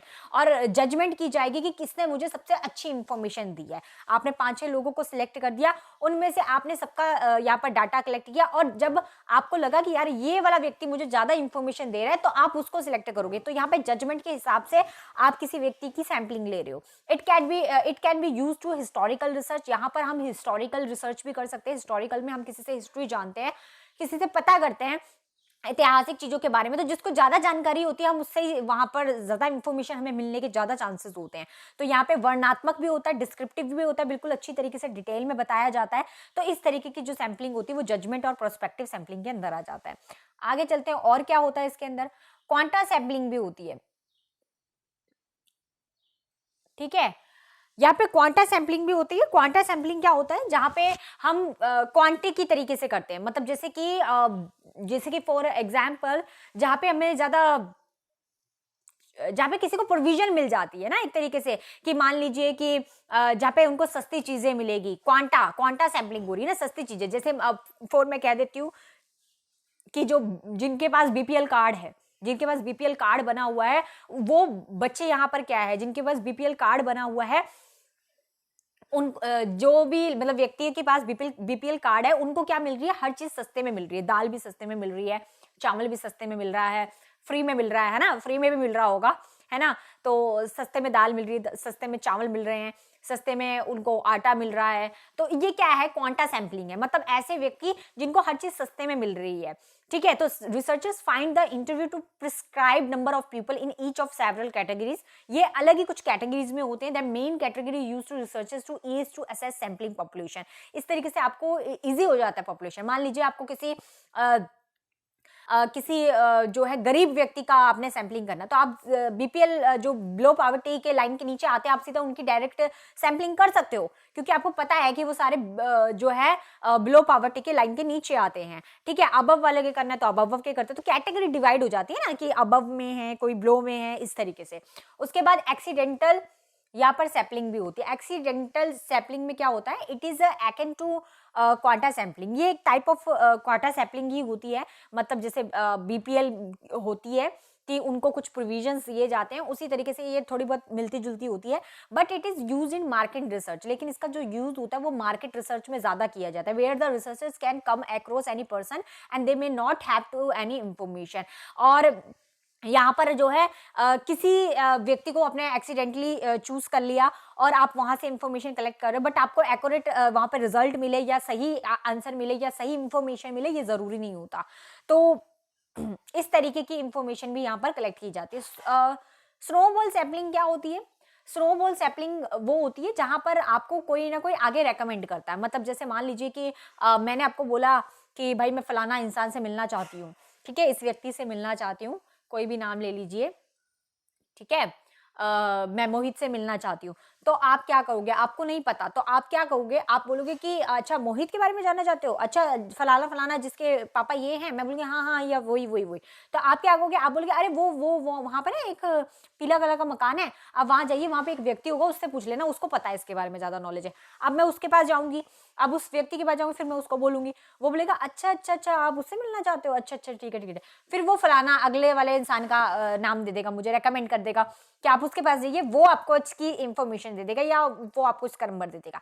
तो फिर वो नेक्स्ट उसके पास जाएगा, फिर जब उसके पास जाएगा फिर वो आगे फलाना का दे देगा। तो इस तरीके से बिल्कुल स्नो बॉल की तरह घूमते फिरते चले जाएंगे। मतलब अपना डाटा कलेक्ट करने के लिए हमें एक व्यक्ति से दूसरे व्यक्ति, दूसरे व्यक्ति से तीसरे, तीसरे से चौथे, चौथे से पांचवे, इस तरीके से गोल गोल चक्रा घूमता रहेगा। That is snow ball sapling. इसको कहते हैं स्नो बॉल सैपलिंग, जहां पर आप इंफॉर्मेशन में भागते चले जाते हैं, अपनी जांच पड़ताल के लिए, इंफॉर्मेशन को कलेक्ट करने के लिए घुसते चले जाते हैं, उसको कहते हैं स्नोबॉल सैम्पलिंग। तो ये 5 टाइप की जो सैम्पलिंग है वो यहाँ पर जो है होती है। मतलब इसको अच्छा इसका एक और नाम भी है। वैसे तो इसमें लिखा हुआ है इट क्रिएट्स अ नेटवर्क। बिल्कुल एक नेटवर्क क्रिएट कर देता है। नेटवर्क कैसे क्रिएट करता है, नेटवर्क कैसे क्रिएट करता है, एक व्यक्ति से दूसरा व्यक्ति, दूसरे से तीसरा, तीसरे से चौथा, चौथे से पांचवा, पांचवे से ऐसे, बिल्कुल एक नेटवर्क बना हुआ है, एक जाल बना हुआ है, जाल कह सकते हैं ना, बिल्कुल लिखा तो नहीं है इसमें, हाँ, बट एक जाल की तरह, एक नेटवर्क की तरह ये पूरा घुमा देता है स्नोबॉल सैपलिंग। ठीक है, तो ये इस प्रकार की सैपलिंग होती है। तो ये आपके बिल्कुल 4 स्टेप कंप्लीट हो चुके हैं। अब 5वां स्टेप क्या होता है, देखिए आज मैं कोशिश ही करती हूँ कि इसको पूरा फिनिश ही कर दूं, है ना। तो यहाँ पे 5वां स्टेप क्या हो जाता है, 5th स्टेप में होता है राइटिंग अ रिसर्च प्रपोजल। यहाँ पर एक रिसर्च प्रपोजल रेडी करोगे। अब देखो अभी तक आपने क्या किया, आपने एक टॉपिक जो है, आप पहले सोच रहे हो कि आप किसके ऊपर रिसर्च करना चाहते हो, फिर आपके माइंड में आया कि आप कोविड के ऊपर रिसर्च करना चाहते हो। आपने कोविड के ऊपर क्या किया, फिर उसके बाद आपने कोविड को लिया, कोविड के ऊपर आपने थोड़ी सी जांच पड़ताल, इंक्वायरी वगैरह करना, सब कुछ करना शुरू कर दिया, ठीक है, एक फॉर्मुलेशन करना पूरा शुरू कर दिया, अच्छी तरीके से जांच पड़ताल करनी, फिर आपने सैम्पलिंग भी बनाना शुरू कर दिया, इंफॉर्मेशन को गेन करना भी शुरू कर दिया। अब यहाँ पर आप एक प्रपोजल रेडी करोगे कि आप उस टॉपिक में, कोविड टॉपिक के अंदर किस चीज के ऊपर रिसर्च करना चाहते हो, एक प्रपोजल रेडी करो। The researcher proposal is a document. ये क्या होता है, एक प्रकार का डॉक्यूमेंट होता है that is usually 3 to 7 pages. अब इसमें क्या है, 3 to 7 पेजेस ही होने चाहिए। उस 3 to 7 पेजेस में अभी तक आपने जो जो इंफॉर्मेशन कलेक्ट की उसको बिल्कुल सिंप्लीफाई करके, अच्छी तरीके से एनालिसिस करके अच्छी तरीके से आप यहाँ पर जो है उसको डालोगे। तो जो भी आपका वो पढ़ेगा, डॉक्यूमेंट पढ़ेगा, वो आपके 7 पेजों से ही जान जाएगा, 3 या 7 पेजेस से जान जाएगा कि आपने अभी तक इसके रिगार्डिंग हमको क्या क्या जानकारी है, क्या क्या इंफॉर्मेशन है उस टॉपिक के प्रति, कोविड के प्रति आपको क्या क्या इंफॉर्मेशन है, वो सारी जानकारी उस 7 पेजेस के अंदर होनी चाहिए। So pages that involve other to the proposal piece of research, ये एक रिसर्च का पीस है। And this proposal research is usually to the master. ये आपका मास्टर होता है क्योंकि आपको उसके प्रति अब जानकारी होगी, आप उसके एक्सपर्टाइज बन चुके हैं, यहाँ पे एक्सपर्ट बन चुके हैं, विशेषज्ञ बन चुके हैं। डेकोरेट बाय दिस, उससे थीसिस से रेडी करोगे, but it can also be the work to corporate purposes. बिल्कुल अलग अलग पर्पज के लिए किया जाता है। And it researcher proposes to document written by the researcher. ये डॉक्यूमेंट पूरा कौन रिटर्न करेगा, रिसर्चर जो रिसर्च कर रहा है, अनुसंधान कर रहा है, वो व्यक्ति यहाँ पर ये पेजेस रेडी करेगा, 7 pages, 3 to 7 pages. Provide to detail description, बिल्कुल डिस्क्रिप्शन में बताएगा इसको, हर एक चीज को, ऑफ द प्रपोजल प्रोग्राम, पूरे प्रोग्राम को। It is like to outline of the entire research. ये बिल्कुल एक आउटलाइन होती है पूरे रिसर्च की कि आपने क्या क्या जानकारी इकट्ठी की है। Reader to a summary of information, एक तरीके से ये क्या है, बिल्कुल एक समरी है उस इंफॉर्मेशन की। डिस्कस इन अ प्रोजेक्ट, जो आप अपने प्रोजेक्ट में डिस्कस करने वाले हो। Research proposal are written with the various reason, इसमें बहुत सारे रीजंस होते हैं अलग अलग तरीके से कि आप इसके प्रति क्यों रिसर्च करना चाहते हो। Like budget request for the research, आप अब इसके आगे रिसर्च करना चाहते हो, मान लीजिए कि आपको बजट कम पड़ रहा है बट आप रिसर्च करना चाहते हो, आप अपनी रिसर्च को कंटिन्यू करना चाहते हो, तो भी आप यहाँ पर लिखोगे कि मेरा बजट जो है, मुझे बजट चाहिए ताकि मैं इसके प्रति और जानकारी इकट्ठा कर सकूं। रिसर्चर्स को बोलोगे certification requirement for the research, यहाँ पे बिल्कुल सर्टिफिकेट की या हर एक तरीके की यहाँ पर रिसर्च में, अनुसंधान में आपको पूरी तरीके से हेल्प मिली जाती है। क्योंकि मैंने कहा कि रिसर्च क्या है, डायरेक्टली एसोसिएट विद डेवलपमेंट, ये डेवलपमेंट से सीधा एसोसिएट है। इसीलिए यहाँ पर जो गवर्नमेंट होती है वो भी हमें हेल्प करती है बाय वो हमें जेआरएफ के थ्रू या नेट के थ्रू हमें फंड देती है ताकि हम अपनी रिसर्च को कंटिन्यू रख सके, ताकि हम रिसर्च को एनहांस कर देती है। अब तो आपको पता है थोड़ा रेट भी बढ़ चुका है, जो पेमेंट थी, फंड्स थे जो मिलते थे वो भी बढ़ चुके हैं। तो यहाँ पर ये सब चीज़ें क्यों होती है, ये सिर्फ और सिर्फ हमारी रिसर्च को एनहांस करने के लिए होती है, हम अपनी स्टडी को कंटिन्यू कर सके, उसके प्रति और जानकारी इकट्ठा कर सके, एक न्यू कंट्रीब्यूशन कर सके। ठीक है, तो ये पूरा आपका रिसर्च प्रपोजल यहाँ पर बहुत ज्यादा इंपॉर्टेंट है। अब इसके कुछ एलिमेंट्स भी होते हैं, उन्हें जान लेते हैं। तो यहाँ पे मेन एलिमेंट क्या है, need to a specific research project. यहाँ पे जरूरत होती है हम एक स्पेसिफिक रिसर्च प्रोजेक्ट रेडी करें। बेनिफिट्स एंड बेनिफिशियरी, यहाँ पे हम बेनिफिट्स हम देखेंगे, यहाँ पे फायदे क्या हैं, क्या चीजें जरूरी हैं, ये सब चीजों को देखेंगे। And the type of data to be collected, कौन से टाइप का डाटा हमें यहाँ पे कलेक्ट करना है। And means to collect the data, कौन सा डाटा हमारे लिए इंपॉर्टेंट है, उन डाटा को यहाँ पर देखेंगे। तो हर एक तरीके से हम यहाँ पर क्या करते हैं, डाटा को कलेक्ट करते हैं। ठीक है, और क्या होता है, टाइप ऑफ एनालिसिस, हम अब यहाँ पर थोड़ी थोड़ी चीजों को एनालिसिस करेंगे, जो भी छोटी छोटी इंफॉर्मेशन होती है उन सबको समझने का प्रयास करेंगे। एक्सपर्ट बनना है ना हमें, तो चीजों को जानेंगे यहाँ पे। एंड क्या करते हैं, help required from other organisation, help भी लेते हैं हम। अगर हमें कुछ चीज समझ में नहीं आ रही तो हम कहीं और किसी और रिसर्चर से भी पूछने की कोशिश करते हैं, अलग अलग जानकारी इकट्ठी करते हैं, इफ एनी अगर जरूरत है तब। एंड ड्यूरेशन, एक टाइम पीरियड सेट करते हैं कि हमें इस टाइम पीरियड के अंदर इसके प्रति पूरी रिसर्च जानकारी इकट्ठी करनी, 3 साल 5 साल जो भी है। फैसिलिटीज देखते हैं, रिक्वायरमेंट देखते हैं फंड्स की कि हमारे को कितना फंड मिल रहा है, उसके अकॉर्डिंग हमारी रिसर्च पूरी कंप्लीट हो पाएगी कि नहीं कंप्लीट हो पाएगी, सब कुछ देखेंगे। Profile and candidates of the proposals, तो पूरी तरीके से ये कुछ एलिमेंट्स है जिनको ध्यान में रखना है, ये सब देखते हुए ही आप करोगे। मेन इंपॉर्टेंट चीजें जो जो होती जाएगी मैं आपको बताती रहूंगी। स्टेप 6 में क्या आ जाता है, कलेक्टिंग डाटा। अब आ गया हमारे पास डाटा कलेक्ट करने का टाइम। अभी तक हम क्या कर रहे थे दोस्तों, अभी तक हम सिर्फ और सिर्फ सोच रहे थे हमें क्या करना है, कैसे करना है। सबसे पहले हमने अपनी प्रॉब्लम क्या है, हमें किसके ऊपर रिसर्च करनी है, सबसे पहले हमने वो चीज की। सेकंड स्टेप में हमने क्या किया, सेकंड स्टेप में हमने सोचा कि हमें क्या क्या करना है, एक डिजाइन रेडी किया, ठीक है। तीसरे स्टेप में हमने क्या किया, हमने किस किस तरीके से, किस किस मेथड से हमने यहाँ पर अपनी रिसर्च करनी है, अपना अनुसंधान करना है, ठीक है। फिर चौथे में हम आए, चौथे में हमने सैम्पलिंग पूरी तरीके से तैयार की, टेक्निक्स देखिए हम किस किस टेक्निक को यहाँ पे अपनाने वाले हैं, ठीक है। फिर पांचवें में हमने अभी यहाँ पे जानकारी की कि हम एक प्रपोजल रेडी करेंगे, एक प्रपोजल तैयार करेंगे पांचवें में कि हमें क्या करना है, कितना फंड चाहिए इसके लिए, कितने, ताकि हम अपनी रिसर्च को अच्छी तरीके से कर सके, कहाँ कहाँ जाना है, सारी इंफॉर्मेशन अपने 3 to 7 पेजेस में हम यहाँ पे कंप्लीट करने वाले हैं। यहाँ तक हमने किया। अब यहाँ तक तो हम सिर्फ सोच विचार कर रहे थे, हाइपोथेसिस बना रहे थे कि क्या क्या करना है, कैसे कैसे करना है। 6th स्टेप में यहाँ पर आके आपके फंक्शन शुरू हो जाते हैं।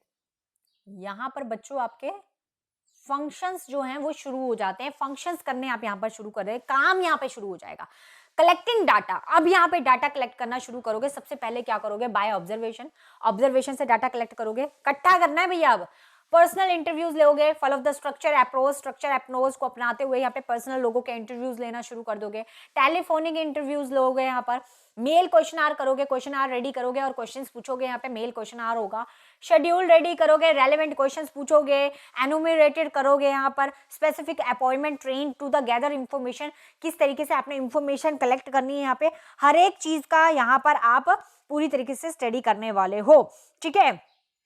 एनिमेटर क्या होता है, ट्रेंड रिसर्चर्स होते हैं जो बिल्कुल पूरी तरीके से ट्रेंड होते हैं, जिनको विशेषज्ञ होते हैं, एक्सपर्टर्स होते हैं, वो यहाँ पर पूरी अच्छी तरीके से यहाँ पर पूरा तैयार करते हैं, शेड्यूल रिसर्चर्स करते हैं, रिसर्च करते हैं। तो यहाँ पर आप पूरा एक्सपर्ट ही बने हो भैया, अभी तक आपने पूरी जानकारी इकट्ठी करके आप उसके एक्सपर्ट बन चुके हैं और तब आप यहाँ पर डाटा कलेक्ट करने जा रहे हो, by observation, by personal interview, by telephonic, by mail, by schedule, इस तरीके से, ठीक है। अब आगे चलते हैं जरा 7th स्टेप में। 7th स्टेप में क्या है दोस्तों, आपका 7th स्टेप में आप प्रोसेसिंग करोगे, आप एनालिसिस डाटा, जो भी इंफॉर्मेशन अब आपने कलेक्ट कर दी, काम भी कर दिया आपने, सारा काम हो चुका है, डाटा कलेक्ट करके सब आपके पास है, आपके हाथों में रखा हुआ है, बुक्स रखी हुई है, मैगजीन्स रखी हुई है, इंफॉर्मेशन रखी हुई है, 7 पेज का प्रपोजल रखा हुआ है।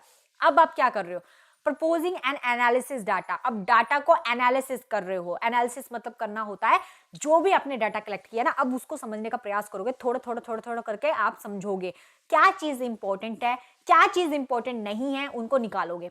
यहां पर एनालिसिस डाटा में आप क्या करोगे, एडिटिंग करोगे एंड कोडिंग करोगे, मतलब यहाँ पर एडिटिंग करोगे, कट करोगे, जो चीज सही है उसे रखोगे, जो नहीं है उसे हटा दोगे, तो एडिटिंग वगैरह करोगे, जो भी कट करना है, निकालना है, निकाल दोगे।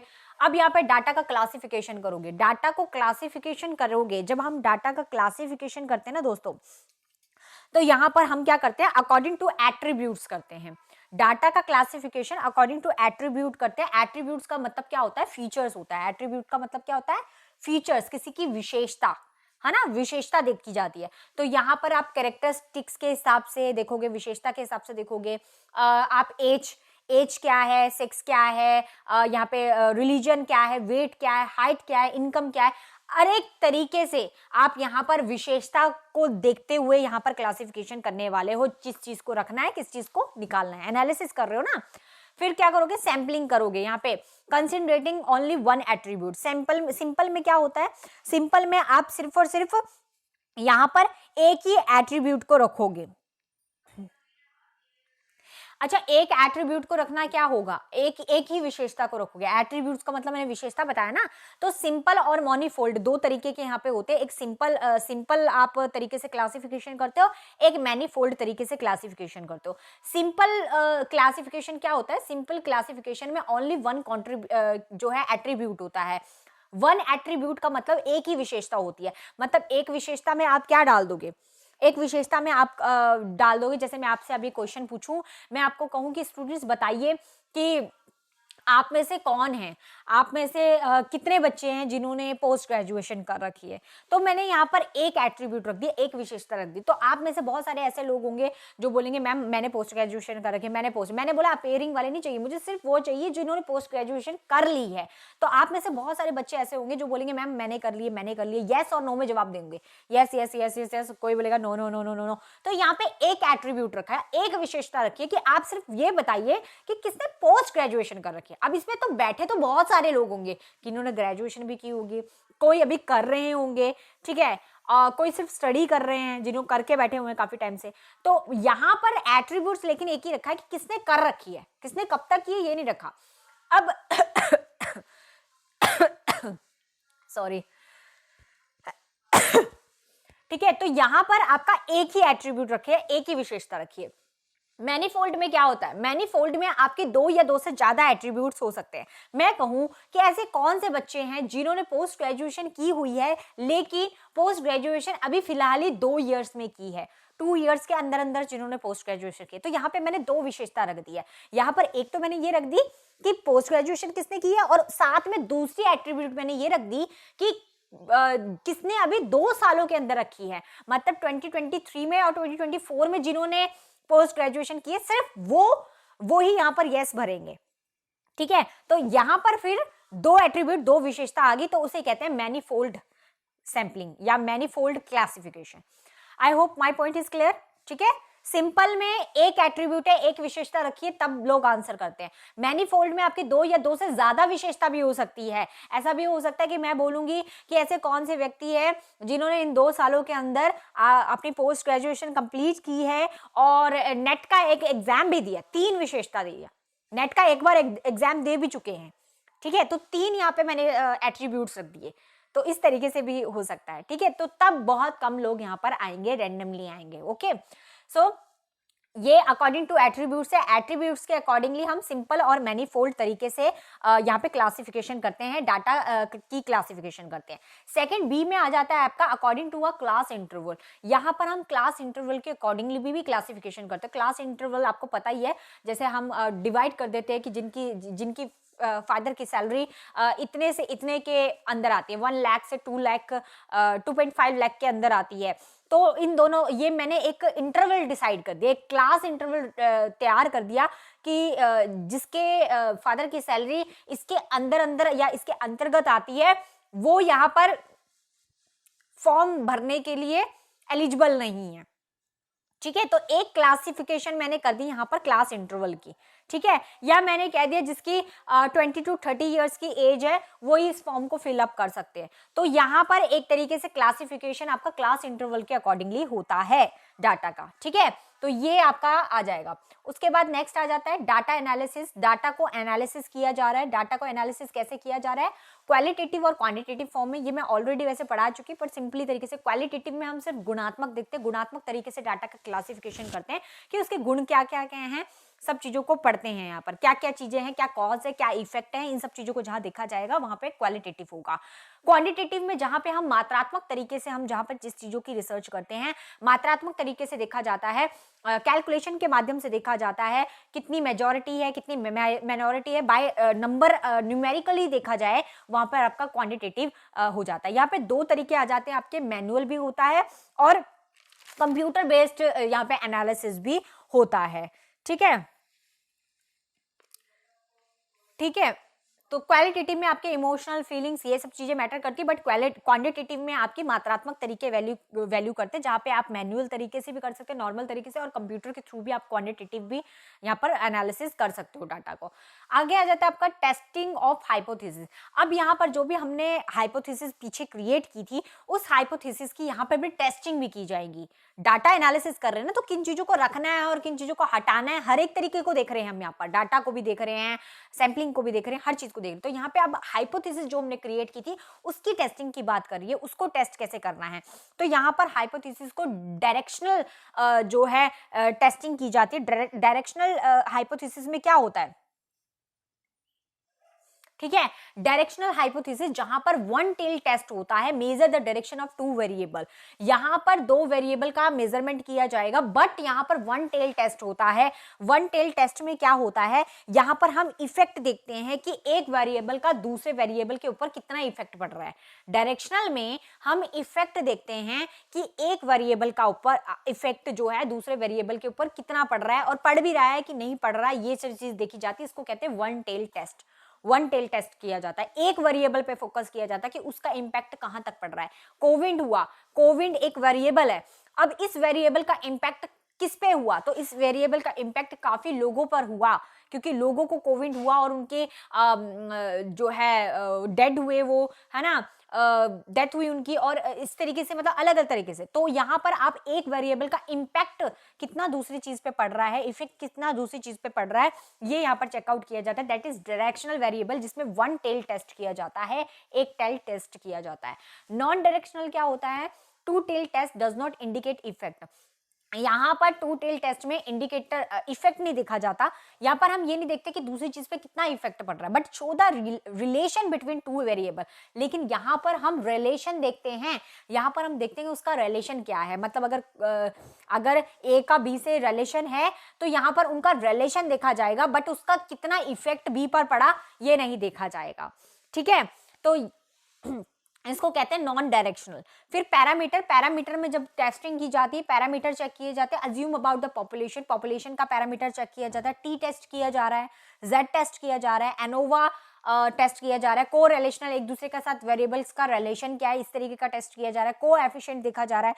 तो ये अलग अलग टाइप के टेस्ट है, इनका तो आपको नाम याद करना पड़ेगा। पैरामेट्रिक तरीके से, मतलब बिल्कुल पैरामेट्रिक तरीके से यहाँ पर टेस्ट किया जाता है, और ज्यादातर ये सुटेबल होता है क्वांटिटेटिव क्वालिटेटिव रिसर्च के लिए, या क्वालिटेटिव जब हम स्टडीज करते हैं, क्वालिटी देखते हैं, गुणात्मक तरीके से जब हम स्टडी करते हैं, तब हम पैरामीट्रिक चेक करते हैं, कितने रेट हैं, कितनी गर्ल्स की पैरामीटर है, कितना बॉयज का पैरामीटर है, इस तरीके से हम चेक करते हैं, तब हम इस तरीके के क्वालिटेटिव पे यूज करते हैं। तो ये वाला तरीका हो गया। उसके बाद नॉन पैरामेट्रिक में क्या होता है, नॉन पैरामेट्रिक में आपका नॉन अजप्शन होता है। यहाँ पे हम किसी प्रकार का कोई भी अजप्शन अज्यूम नहीं करते अबाउट पॉपुलेशन को लेकर, बट सी स्क्वेयर टेस्ट किया जाता है, विल्कोसन साइंड रैंक यहाँ पर टेस्ट किया जाता है, फ्रिडमैन टेस्ट किया जाता है, गॉडमैन क्रुस्का गामा टेस्ट किया जाता है, मॉन वेटने टेस्ट किया जाता है, स्पेयरमैन रैंक को रिलेशनल यहाँ पे टेस्ट किया जाता है। ये नाम आप याद कर लीजिए, क्योंकि ये नाम पूछ सकते हैं आपसे, और ये मैंने डाले हैं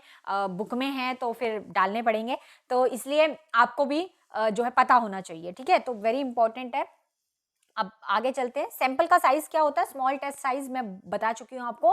जो स्मॉल टेस्ट सैंपल टेस्ट होता है वो आपका लेस देन 30 होता है, जहाँ पे हम 30 से कम लोगों का टेस्ट लेते हैं, वो स्मॉल सैंपल टेस्ट होता है, जिसको हम टी टेस्ट भी कहते हैं।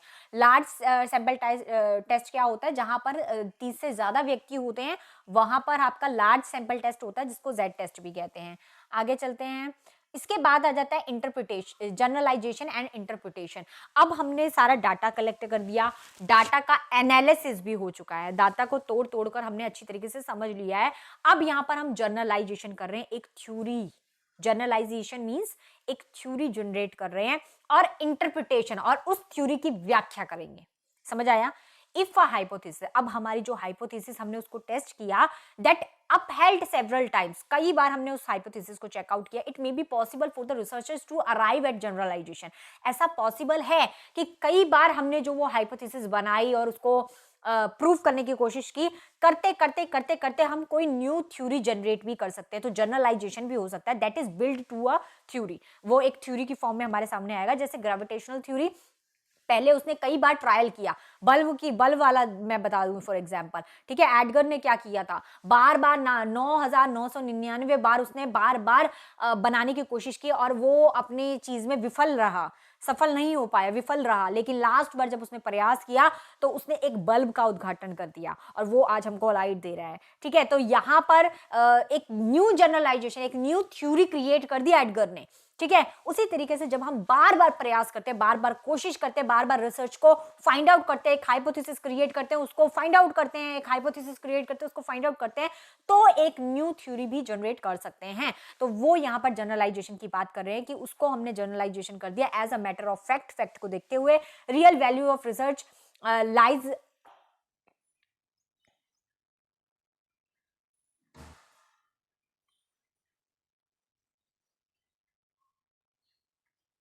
ठीक है, and real value of research lies in ability to arrive at certain generalisation, एक श्योर जनरलाइजेशन, एक श्योर थ्योरी हम क्रिएट कर लेंगे if the researcher has no hypothesis to start with. अगर कोई भी रिसर्चर्स है, अनुसंधान करने वाला व्यक्ति है, अगर उसके पास कोई परिकल्पना नहीं है, कोई उसने परिकल्पना नहीं बनाई है, he might seek to explain his finding on the basis of some theory, तो वो कुछ थ्योरी के बेसिस में भी अपनी चीज को फाइंड आउट कर सकता है, अपनी एक न्यू जनरलाइजेशन कर सकता है। It is known as interpretation.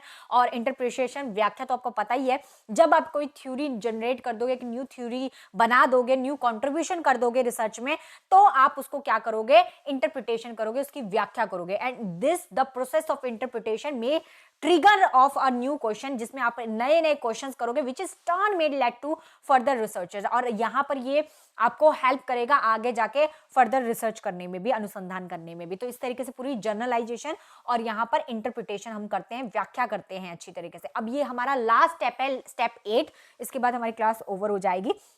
तो यहाँ पर पूरे स्टेप कर दिए, first, second, third, fourth, fifth, sixth, seventh, and ये लास्ट स्टेप आ जाता है, सबसे last step.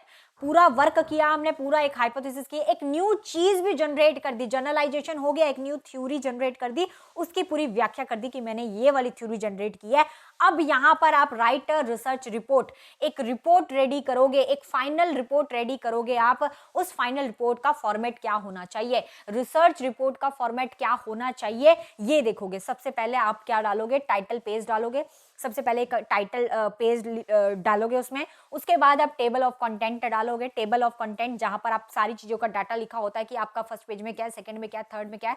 List of table, tables की लिस्ट डालोगे। लिस्ट ऑफ फिगर, पूरा फिगर्स जो भी होंगे उसमें डालोगे। एक्नॉलेजमेंट लिखोगे, इंट्रोडक्शन, पूरी इंट्रोडक्शन, उसका परिचय डालोगे।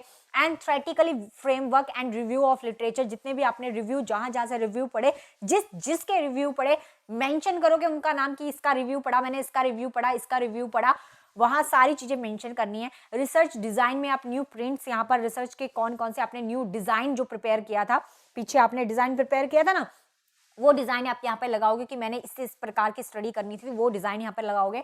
डाटा एनालिसिस, डाटा को एनालिसिस करोगे, ठीक है, जो भी डाटा आपने कलेक्ट किया था उसको एनालिसिस किया, एनालिसिस करके उसकी व्याख्या की।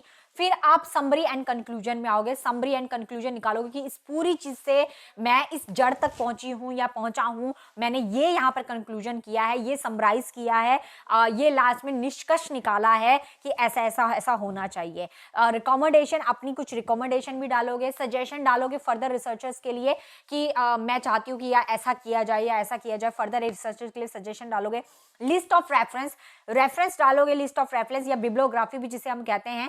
यहाँ पे अलग अलग तरीके से कर सकते हो आप, बिब्लियोग्राफी बाय बुक से, बुक से भी आप कोई इंफॉर्मेशन डालना चाहते हो, या जर्नलिज्म से करना चाहते हो, जर्नल आपने किसी जर्नल चीजों से चीजें उठाई होगी, कुछ हुआ होगा, उन रेफरेंस जरूर दोगे। रेफरेंस देना बड़ा इंपॉर्टेंट है बच्चों, रेफरेंस दोगे, क्योंकि अगर आप रेफरेंस नहीं दोगे उस जहां से आपने कोई चीज ली है या उठाई है, तो वो बंदा आपके ऊपर क्लेम कर देगा, जहां पर आपकी पूरी रिसर्च जो है वो बिल्कुल पानी फिर जाएगा, उसमें रिसर्च बिल्कुल बेकार हो जाएगी आपकी।